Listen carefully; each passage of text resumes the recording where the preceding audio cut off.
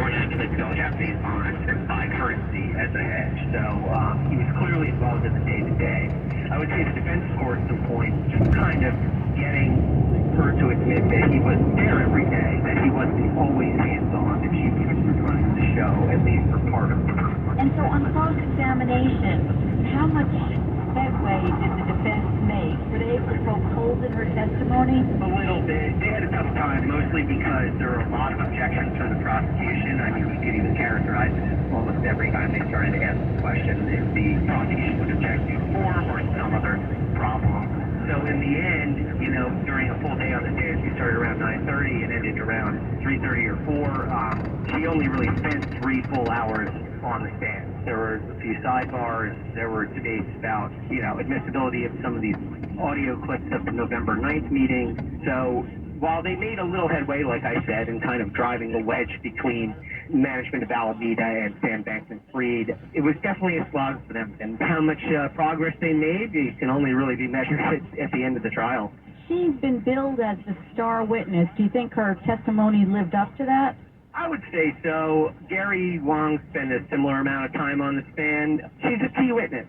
She was there for a lot of it. She was obviously his partner for a good amount of time. There was a lot of testimony as to, you know, their personal relationship. So she was certainly crucial. Thanks, Chris. That's Bloomberg legal reporter Chris Domesh. Joining me now to analyze the prosecution's case is former federal prosecutor Jordan Estes, a partner at Kramer Levin. It seems like the government here has an overwhelming amount of evidence against Bankman-Fried. Witnesses who were in on the alleged fraud, code that was altered, balance sheets, texts, internal documents. As a defense attorney, how do you defend against that kind of a case?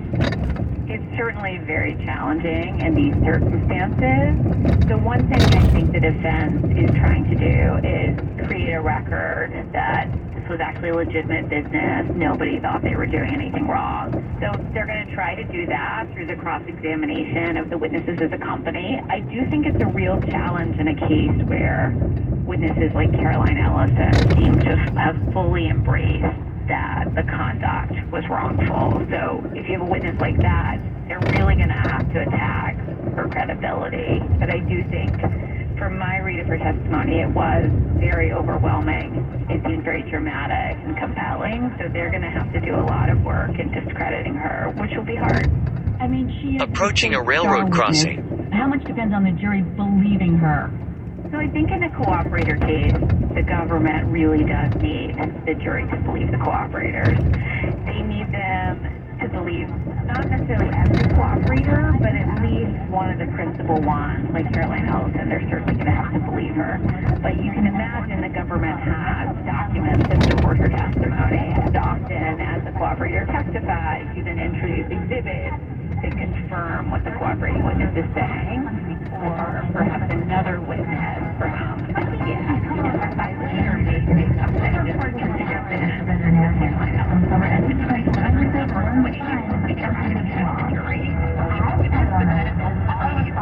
critical to the case. All of these witnesses, one is his girlfriend, another is one of his oldest friends, another an MIT friend.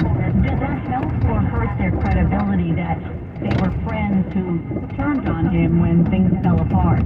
The government's view is typically that helps their credibility. These were the people who were closest to the defendant. They were inside the conspiracy, and they're the ones who can tell you every detail of what happened. If you have approaching a railroad crossing, it's easier to distance them from the defendant and suggest how would they actually know what he intended or what was really going on. But because they have people that were right on the inside, that worked side by side with them, that have admitted their guilt, that's really tough for the defense.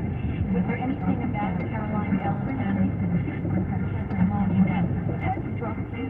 I thought a lot of the anecdotes you provided or the statistics really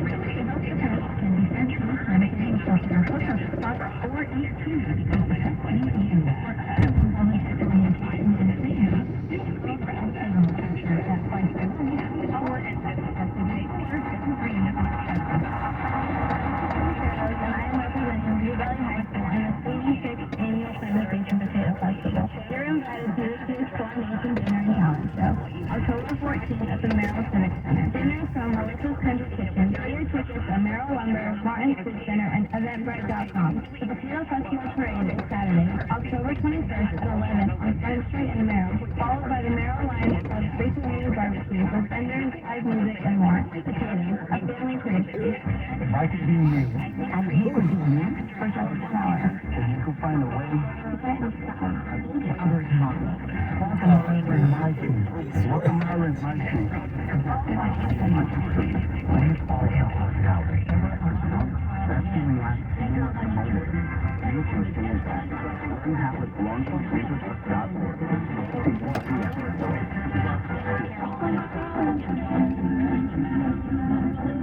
which cat is this?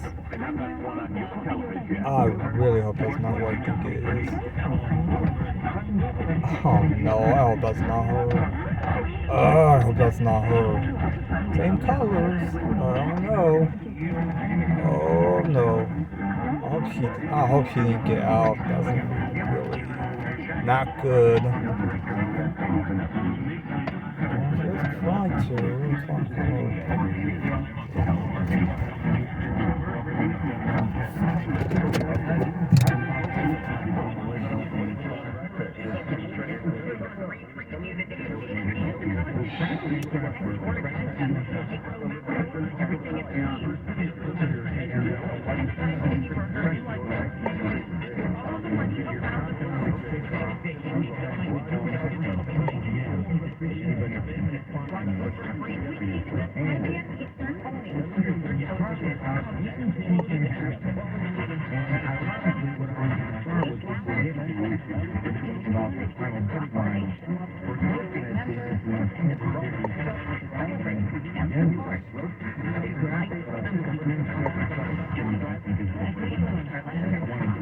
Isn't it connected automatically? It's kind of weird.